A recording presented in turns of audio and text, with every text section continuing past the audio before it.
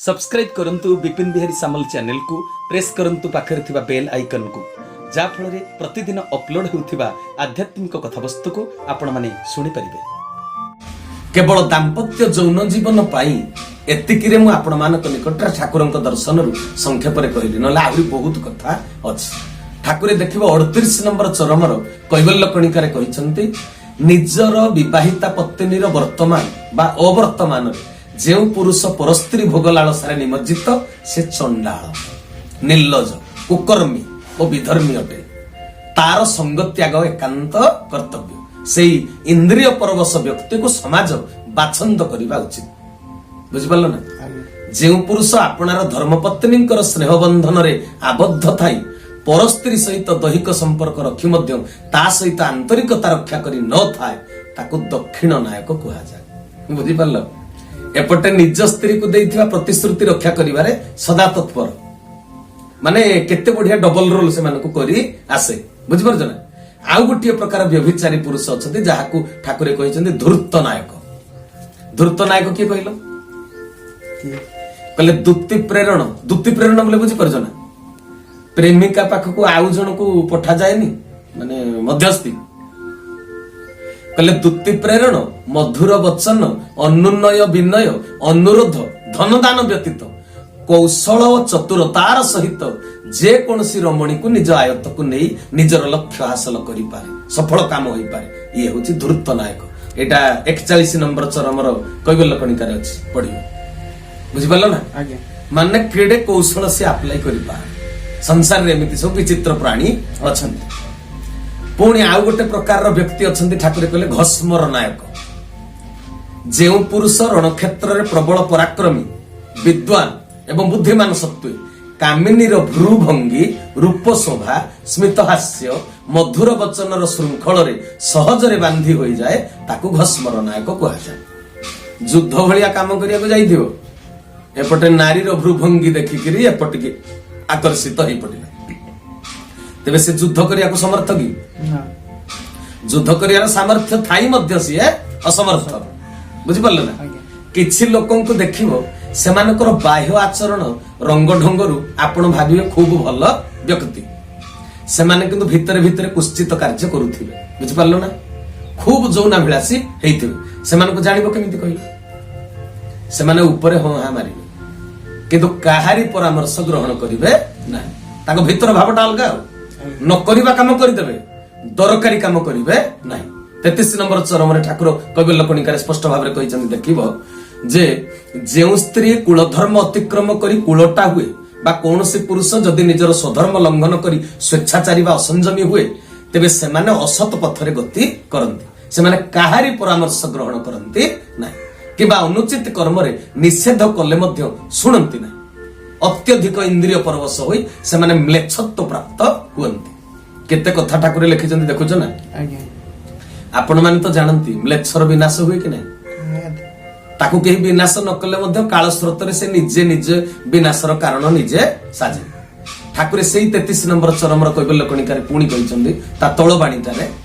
कहले उशृंखल दुश्चरित स्वेच्छाचारी असंजमी इंद्रिय परवश भोगविलासी म्लेच्छ से पुरुष हो बा नारी हो मतहस्ती परी कौनसी बारण न मानी मरण पथरे माड़ी चलती से माने मरण को निजे वरण करती। बुझि पारला ना कथा सम्मानीय व्यक्ति विशेष को सम्मान न देई बा तांको निषेध उपदेश न सुनी किंबा गोष्ठी प्रति दायित्व कर्तव्य को भ्रूक्षेप न करी यथेच्छाचार रे चली आपण आपणे निजर मृत्यु को खोजी लोडी बळे बळे आलिंगन करे एटा ठाकुर लिखिछन सेमानको मृत्यु मुखरु किए बा रक्षा करि परिबो। बुझि परछ ना कथा केते कथा ठाकुर सुंदर सुंदर उदाहरण भी देइछन। बुझि परछ ना जोटा स्टार्टिंग रे पचारिलो जे मनीषटा चैतन्यशील जीव ता भितरे चेतना अछि पाप पुण्यर विचार अछि लज्जा अछि किंतु से बलात्कार करूछि काहेकि एटा पचारिथिलो ना स्टार्टिंग रे बलात्कार बा गणधर्षण कारण हेउछि शिक्षार अभाव तार मूल कारणटा होछि शिक्षार अभाव। पशु पक्षी मानकर मध्य जौन जीवन अछि कि नै अछि गछलता मानकर फूल रे थिबा पराग रेणु द्वारा मध्य ए कार्य संपादित होई कि नै पढिथिबो आमे पाठ्य पुस्तक रो पढि नथिले पराग रेणु एपट सेपट करिकरी केमिति संजोईकरण हुए सेमानकर भी यौन जीवन अछि। यह एक स्वाभाविक क्रिया एवं ईश्वर कृत यह परमात्मा स्वीकृत प्राप्त कार्य प्रणाली। स्थान काल पात्र विचार रे ताहा केउंठी सुकर्म भाव में विवेचना करा जाउछि, पुणी केउंठी ताको दुष्कर्म बा कुकर्म बोली विवेचना करा जाउछि। जने प्राप्त वयस्क व्यक्तिर बहु से गर्भधारण करुछि, ससुर होई से खुशी रे नाचुछि कि नहीं कहलो? अजा की जेजे बापा हबो बोली साई पड़िसार मिठा बांटुनी, कारण कोन? से अजा हेबो, जेजे बापा हेबो, तांकर वंश रक्षा हेबो, परिवार रो उत्तराधिकारी जन्म हेबो। पुओ बहुंकर जो संपर्क रु ए परिणतिटा माने शिशु जन्मर परिणति जो संपर्क रु तार कारण को समस्ते जानती कि नहीं? जानती। केउ क्रियारु नूतन शिशुटी जन्म नब से संबंध रे समस्ते विज्ञ ना अज्ञ? समस्ते विज्ञ। किए जानिनी से कथा? पोशाक तले समस्ते लंगड़ा कि नहीं? किंतु पोशाक तले समस्ते लंगड़ा, जीव मातृगर्भर लंगड़ा ही जन्म होईची बोली सेई सत्य को कोन जगत आगे प्रदर्शन करी हबो कि? से सत्य ऊपर मिथ्यार चादरटे घोड़ा जाउची कि नहीं? श्रृंखला पाई। सेमिति जो संपर्क रु पुओ बहुंकर नूतन शिशु संतानटीए जन्म लाभ करिवो से संपर्कटा को समस्ते जानती, किंतु सेटा प्रकाश्य नुहे, सेटा गोपन। परिणतिटा प्रकाश्य हेले मध्य तार कारणटा बा मूल क्रिया प्रकाश योग्य नुहे। बुझी पारला ना? सेटा सार्वजनीन क्रिया नुहे, ताहा सत्य हेले मध्य गोपनीय एवं लज्जाजनक मध्य। एथि मध्यरे गोटिए स्वर्गीय विचारधारा लुचि रहिछि। पुओ बहु झियो ज्वाईंकर दाम्पत्य जीवनर सुख संभोगरे गुरुजन खुशी हुअन्ति कि दुख करन्ति? खुशी हुअन्ति। बुझी पारला ना? किंतु टीवी फिल्म रु देखिथिबो बहुत एमिति अछि क्रूर खळ लोक अछंती बापा मा जे पुओ बहु को अलगा करी रखंती, हां कि नहीं? समाने उपयुक्त पिता माता नुहंती। झियो संतानवती हेउ बा बहु संतानवती हेउ, जो माने सदाचारी लोक, धर्मपरायण लोक, जीवनर वास्तवता को बुझंती, एईटा जीवनर सफलता बोली गुरुजन माने जो माने उपलब्धि करंती, से माने बयस हो गले बापा मा चिंतित होई पड़ंती ना, हां कि नहीं? युवावस्था प्राप्त हेले बापा मा पुओ झियोंकर आवश्यकता को बुझी पारंती बोली विवाह करिया पई बहु खोजंती, किए ज्वाई खोजे, हां कि नहीं? सर्वमोट पुत्र कन्यांकर जौन जीवन चर्या पूर्वक हेले वृद्ध बापा मा खुशी हुअन्ती। ठाकुरे परा कहिले, तो पिता सही अपूर्व लीला विधृत कलेवर स्रष्टा, तुम उभयंक भितर सूक्ष्म सत्ता भाव में रही प्रेमर उच्च तैयारी करंती और तुम माध्यम लीला आस्वादन करंती। किंतु जेते बेले आचरणहीन भाव में नीतिभ्रष्ट होई से कार्य करूछ से अकथनीय जंत्रणा पाउछंती। एटु बुझियला ना? सांसारिक बापा मांकर मनोवृत्ति जा ईश्वर तो ताठो आहुरी ऊर्ध्वरे ना, आ से माने खुशी हेबेनी ना? ईश्वर खुशी हेबे। किंतु सेई पुओ झियो अनैतिक जौन संपर्क रक्षा करी समाज रे बदनाम हो गले बापा माँ खुशी हुअन्ति कि दुखी हुअन्ति? दुखी जानते ना? कामटा गोटे ना दीटा? जो कार्यटा संकटित हेला दुईटी क्षेत्र रे गोटिए प्रकार कर्म संपादित हेला कि हेलानी? दुईटी नारी पुरुषर दैहिक मिलन हेछि ना, हेले सेही गोटिए प्रकार कर्म को पात्र विचार रे पाप बोली विवेचना करागला, केउठी पुण्य बोली विवेचना करागला। से एका प्रकार कर्म केउठी सुखर कारण, केउठी हेला दुखर कारण। काहेकि हेला ना? सदाचार पालन होई पारिला ना। शिक्षा अभावरु किशोर किशोरी युवक युवती भितर स्थान काल पात्र विचार रहु नाही। सा विद्या जा भी मुक्त कुआ जाइछि। मंद कार्य मन को मुक्त करिवार विद्या एबे कोठी केही अर्जन करि पारु ना। आम भारत वर्ष रे जौन जीवन केमिति होबा दरकार सेति पई शास्त्र रचना हेछि। वर्णाश्रम धर्म शिक्षा मध्य दिया जाइछि। ब्रह्मचर्यर गुरुत्व संपर्क रे मध्य उपदेश दिया जाइछि। विवाह पूर्वरु और विवाह परे जौन आचरण केमिति होबा कथा ऋषि महर्षि माने मध्य ताकर आप्तवाणी माध्यम रे अनेक कथा लिखि दैचंती। बुझि पारल ना कथा? जौन संपर्क रक्षा हो, किंतु बहु पुओ भितर जौन संपर्क रक्षा हो, झियो ज्वाई भितर सदाचार पूर्वक जौन संपर्क रक्षा हेले ताको पुण्य कुहा जाउछि। किंतु जोठी माने पात्र नुहंती अपात्र सहित जौन संपर्क रक्षा करा जाउछि सेठी समाज निंदा करूछि, ताकू पाप बोली मध्य विवेचना करा जाउछि। साधक मुक्ति पाई साधना करूछंती, हां कि नहीं? प्रकृति ताकू बांधी रखिबा को चाहुछि कि नहीं? पुणी बंधन को फिटेई किरी साधक साधना करूछि ना। प्रकृतिर जो 25 तत्व रे ए शरीरटा गठन हेछि। मो शरीर को जिए गठन करिछि से प्रकृति ହେଉଛି ମୋର ମା ହଁ କି ନାଇଁ ମା ସହିତ ବ୍ୟବହାର କେମିତି କରିବା ଉଚିତ ମତେ କହିଲ ବ୍ୟବହାର ବିଧି ଜାଣିଗଲେ ଭ୍ରମରେ ପଡିବ କି ମଣିଷ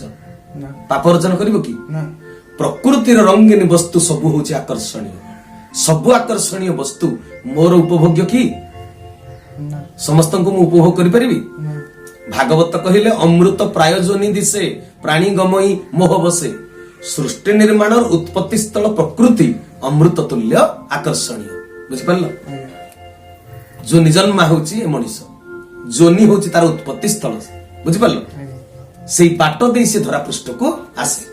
ଯେତେବେଳେ ବୟସ ଅଳ୍ପ ଥିଲା ପ୍ରକୃତି ରୂପିଣୀ ଜନ୍ମ କଲା ମା ପାଖକୁ ଜୀବ ଧାଇଁ ଯାଉଥିଲା କି ନାଇଁ ଯେତେବେଳେ ବୟସ ଅଧିକ ହେଲା ଯୁବାବସ୍ଥା ପ୍ରାପ୍ତ ହେଲା ଆବଶ୍ୟକତା ଅନୁଯାୟୀ ପ୍ରକୃତି ରୂପିଣୀ ସ୍ତ୍ରୀ ପାଖକୁ ଜୀବ ଧାଇଲା ଆଉ ମା ପାଖକୁ ଧାଇଲା କି ଯେତେବେଳେ ବୟସ ହେଇଗଲା ଯୁବକ ଅବସ୍ଥା ସ୍ତ୍ରୀ ପାଖକୁ ଧାଇଲା ପ୍ରକୃତିର ଧର୍ମ ହେଲା ତାର ଆକର୍ଷଣରେ ଆକର୍ଷିତ କରି ଜୀବକୁ ବନ୍ଧନରେ ପକେଇବ ଏଟା ହେଲା ପ୍ରକୃତିର ଧର୍ମ ଜୀବ ଯଦି ସଚେତନ ହୋଇ ନ ପାରିବ ବନ୍ଧନରେ ବାନ୍ଧି ହେଇଯିବ ବୁଝିପାରୁଛ ଜୀବ ଦିନେ ନା ଦିନେ ମରିବ କି ନାହିଁ ମତେ କହିଲ ପ୍ରକୃତିର ବନ୍ଧନକୁ ଛିଣ୍ଡାଇ ବାଧ୍ୟ ହେଇକରି ସିଏ ନିଶ୍ଚିତ ଭାବରେ ଦିନେ ନା ଦିନେ ଯିବ ଯିବାଟା ଯଦି ସତ୍ୟ ତେବେ ତାର କର୍ତ୍ତବ୍ୟ ହେଉଛି ଜୀବନ ଧରି ଧରା ପୃଷ୍ଠରେ ଥିବା ସମୟରେ ଜୀବନର ବାସ୍ତବ ସତ୍ୟକୁ ସ୍ମରଣରେ ରଖିଲେ ତା ଭିତରେ ଅଜ୍ଞାନତା ରହିବ ନାହିଁ କି ପାଗଳାମି ରହିବ ନାହିଁ ଜୀବ ବନ୍ଧନରେ ପଡି ଭୋଗ ପିପାସାରେ ବୁଡି ଯାଉଛି ଫଳରେ ପ୍ରକୃତିକୁ କେମିତି ବ୍ୟବହାର କରିବା ଉଚିତ ସେ ଜ୍ଞାନ ରହୁ ନାହିଁ ମୋ ମାଟା ମା ଆଉ ଜଣେ ମା ନାରୀ ସେ କଣ ମା ନୁହେଁ କି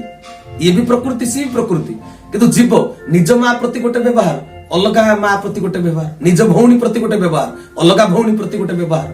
ଏକା ପ୍ରକୃତି କି ନାହିଁ ଏଟା ଅଜ୍ଞାନତା ଜୀବର ଶରୀର ହେଉଛି ଭୋଗ ଶରୀର ସେ ଭୋଗ କରିବ ନିଶ୍ଚୟ କିନ୍ତୁ ବିଧି ବିଧାନ ପୂର୍ବକ ସେ ଭୋଗ କରିବେ ବିଧି ବିଧାନ ସମ୍ପର୍କରେ ସଚେତନ ନ ହେବାରୁ ଗଣଧର୍ଷଣ ବଳାତ୍କାର ଯୋଉଟା ପଚାରୁଥିଲା ଯୋଉ ପ୍ରଶ୍ନ ପ୍ରତ୍ୟେକଟି ଭୋଗ୍ୟ ବିଷୟକୁ ଭୋଗ କରିବା ବେଳେ ଶରୀରରେ ତତ୍କାଳୀନ ଉତ୍ତେଜନା ଥାଏ କି ନାହିଁ ସେ ଉତ୍ତେଜନାଟି ହେଉଛି ଅଗ୍ନି ତତ୍ତ୍ୱର କାର୍ଯ୍ୟକାରିତା ବୁଝିପାରିଲ ଅଗ୍ନିରେ ଖାଦ୍ୟ ପ୍ରସ୍ତୁତ ହୁଏ ପୁଣି ଶରୀରରେ ଥିବା ଜଠରାଗ୍ନି ଦ୍ୱାରା ଖାଦ୍ୟଟା ହଜମ ହୁଏ ଅଗ୍ନିକୁ ବ୍ୟବହାର କରି ଜାଣିଲେ ସେ ଆନନ୍ଦ ଦିଏ ଅଗ୍ନିକୁ ଯଦି ବ୍ୟବହାର କରି ନ ଜାଣିବ ସେ କଣ କରିବ ବ୍ୟବହାର କରି ନ ଜାଣିଲେ ନିଜେ ଜଳି ପୋଡିକିରି ପାଉଁଶ ହେଇକିରି ମରିବ ବୁଝିପାରିଲ ଜୀବନ ବଞ୍ଚିବାର ପ୍ରତ୍ୟେକ କ୍ଷେତ୍ରରେ ସନ୍ତୁଳନ ଦରକାର ବାଲାନ୍ସ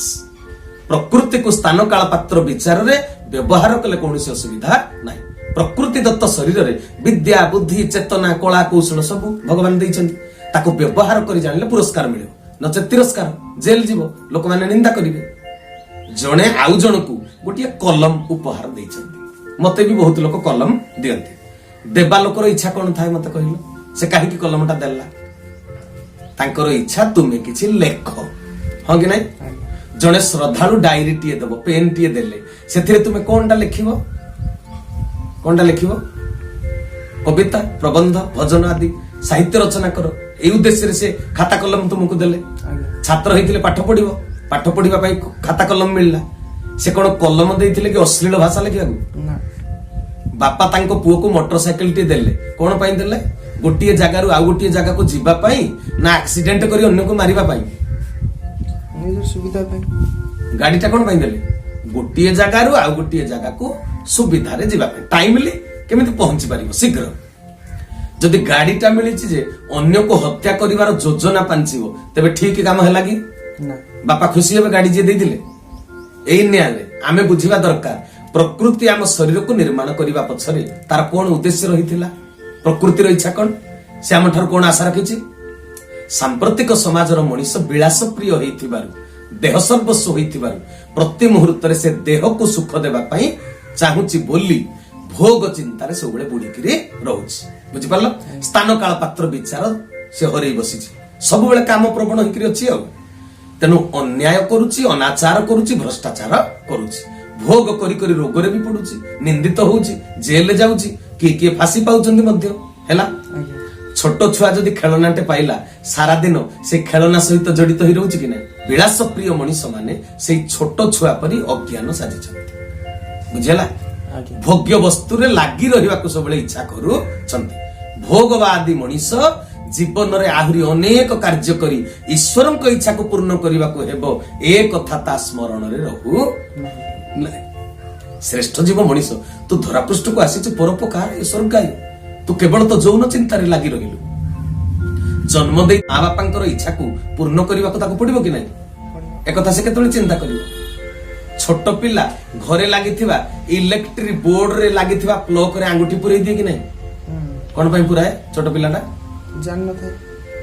करंट खाए बेले बेले जीवन भी चली जाए बुझी पारछ आज्ञा एई न्याय रे वयस्क मनुष्यर मध्य वर्तमान ज्ञान नाही केउठी केउ जिनिस केमिति व्यवहार करिबा उचित विवाहित पुरुष नारी पाई निज स्वामी बा स्त्री व्यतीत अन्य नारी पुरुष होउछन्ती इलेक्ट्रिक करंट थिबा से प्लग बढ़िया बुझी पारलो ना आज्ञा अविवाहित युवक युवती पाई संसार रो समस्त पुओ झियो होउछन्ती करंट बढ़ी व्यवहार विधि न जानिबारु जेल जाउछन्ती फांसी दंड पाउछन्ती प्रकृति रूपिणी मां को दुख देउछन्ती आ भागवत लेखा जी सकाळ प्रकृति रूपिणी उत्पत्ति स्थिति संहारिणी संहार करिवो प्रकृति लेखिबा पई कलम देइथिबा व्यक्ति जते बेले देखिबो मो कलम को से लेखिबा बदल रे कान रे पुरौची नाक रे पुरौची से देइथिबा लोकटा दुखी होबो ना सुखी होबो दुखी होबो प्रतीकात्मक सूत्र आरोप करी कथाटी कहिली एति पई जे वर्तमान संसार रो मनुष्य कथारु किछि बुझी पारिबो आ गुटे प्रतीकात्मक कथा कहछि सुनंतु ब्रह्म अंड हेउछि ब्रह्मांड फल भितर मंजी थाए मंजी भितर बीज थाए मंजी को माटी रे पोतिले बीजरु अंकुर उद्गम हुए जेउ मंजी रे बीज न थाए ताकू माटी रे पोतिले सेतिर गछ हुए नाही हैला कि नहीं नूतन जीवन सृष्टि पाई बीज हेउछि गुरुत्वपूर्ण हैला ब्रह्मांड निर्माण पाई परमात्मा पुरुष प्रकृति देह रे तेज आरोप करिथिबारु बा बीज रोपण करिबारु ए सृष्टिटा निर्माण हैला भागवत पढिबो पिंड ब्रह्मांड एकमत न्याय रे प्रत्येक मनुष्य बा जीवर शरीर होछि गोटिए गोटिए ब्रह्मांड सेथिरे ब्रह्मांड निर्माण पाई नूतन देह निर्माण पाई बीज भगवान महजूद करी रखिचंती बुझि पारछ जेटा कहै जाय बिंदु ब्रह्म हैला से बीज हेउछि ब्रह्मांड निर्माण पाई मूल्यवान संपत्ति शरीर प्रत्येकटी अवयवर गुरुत्वपूर्ण कार्य रहिछि अंग अवयव द्वारा कर्म करी बीज रोपण करा जाय हाँ कि नहीं शरीर मध्य थिबा सृष्टि निर्माण मूल्यवान संपत्ति जो ब्रह्म शक्ति बा वीर्य शक्ति को बिंदु शक्ति को असमय अजथारे खर्च करबा उचित कि सबुठ बड़ा बड़ संपत्ति धनर अपव्यय हेले कंधरु लक्ष्मी छाड़ी जांती बोली कहा जाए 38 नंबर चरमर कैबल्यकणिकार कथाटा या पूर्व मु कहि सारी आउ थरे कहि दउची निजर विवाहिता पत्नीर वर्तमान बा वर्तमान रे जेउ पुरुष परस्त्री भोग लालसारे निमज्जित से चंडाल निर्लज कुकर्मी विधर्मी बुझि पारला तार संग त्याग करबा एकांत कर्तव्य से इंद्रिय परवश व्यक्ति को समाज बाछंद करबा उचित जे ज्ञानी पंडित ब्रह्मदर्शी से धन को उचित क्षेत्र रे खर्च करि पारंती बुझि पारला धन को साहित्य न रखिले अजथा नष्ट करि देले गरीब होई जिवो कि नहीं तेन सही कथा शरीर रे समस्त अवयवर क्रियाकर्म निर्धारित होइकी रहिछि से सब आदौ न हेले मध्य विकृत बा विकल्प भाव रे हेले अत्यधिक हेले शरीर नष्ट होई जाय बोली बुझि पारला ना जदि कोनोसी अंग अवयव कार्य रे न लागिला सेतिरे भी विकृति देखा जिवो जदि अत्यधिक सेटा कार्य रे लागिला सेतिरे मध्य विकृति देखा जिवो बुझि पारछ ना कथा गोटे जिनिस जानिछो आम संस्कृति देख केडे महान संस्कृति गोटे छोट पिलाटे गुरुंडुची बा चलिबा आरंभ कलानी मने कर से जते बेले तार जौनांगटा को धरि पकाए मां कोन कहे छी छी छी कहे कि नहीं कोन पई छी छी करे एथिरे मध्य आम संस्कृति रो दर्शन लुचिकरी रहिछि बुझि पारला ना कथा छी छी बोली मां कहे जदे निया पाकु छुआटा गुरुंडी गले मां कोन डराए हु हु माने जणै दिए जे नियाटा जदि हाथ रे बाजी गला तो हाथटा पटका हेइ जिवो तू कष्ट पाइ तेनु जे सब समय रे जार व्यवहार दरकार नाही ताकू जदि सब समय रे व्यवहार करा जाए तबे ताकू बारण करा जाए छोट छुआ भितरे मां संस्कार तोलिबा पई चाहुची सेटा को छी छी कहूची काहेकि ना ताहा सब बेले व्यवहार योग्य नुहे बुझि पारला ना तेनु एटा जानिबा दरकार आम संस्कृति केते महा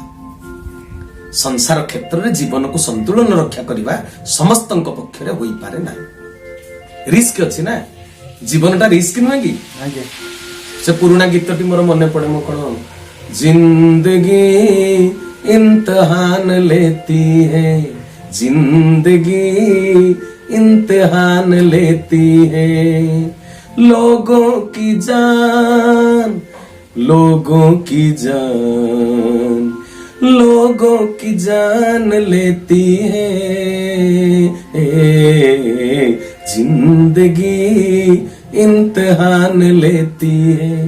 जीवन रे रिस्क अच्छी कि नहीं अच्छी तेणु बहुत व्यक्ति ये सन्यासी जाइछथि ना आउ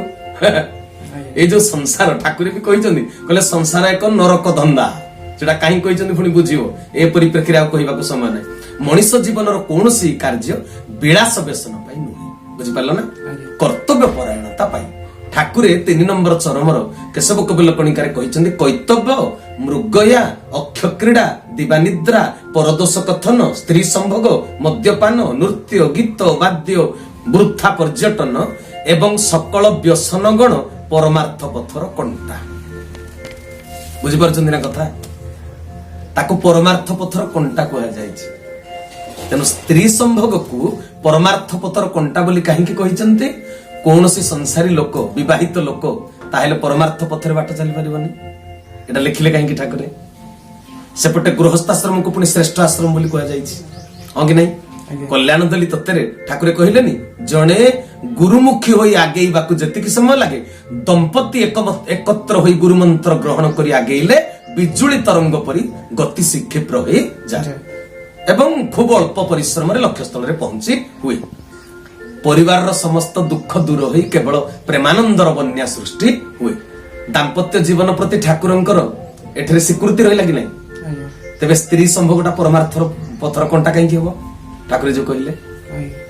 ठाकुर सेठी व्यसन शब्दर व्यवहार करिछन बोलिक देखो हैला स्त्री संभोग को जतले व्यसन बोली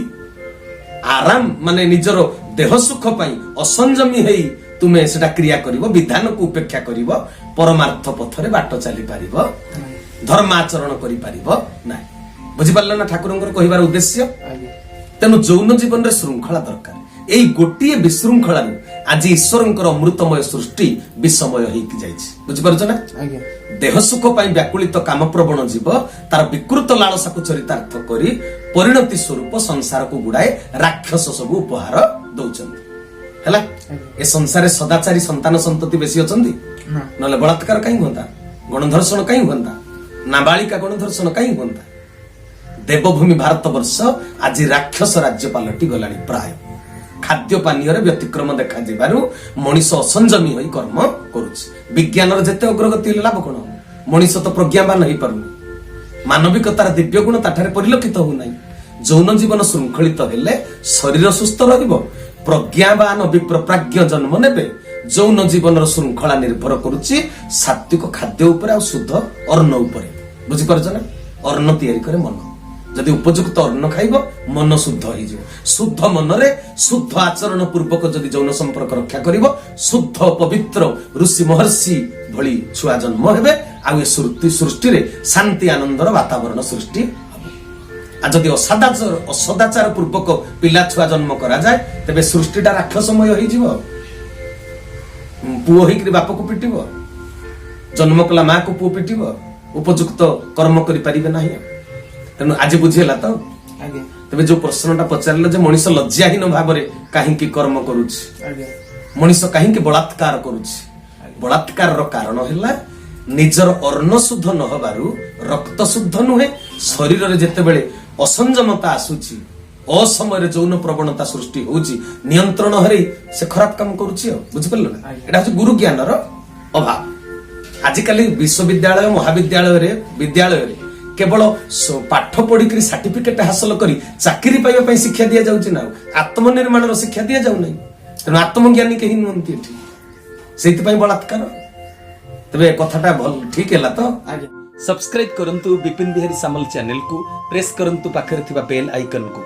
जा फଳରେ प्रतिदिन अपलोड हेउथिबा आध्यात्मिक कथावस्तु को आपण माने सुनि परिबे।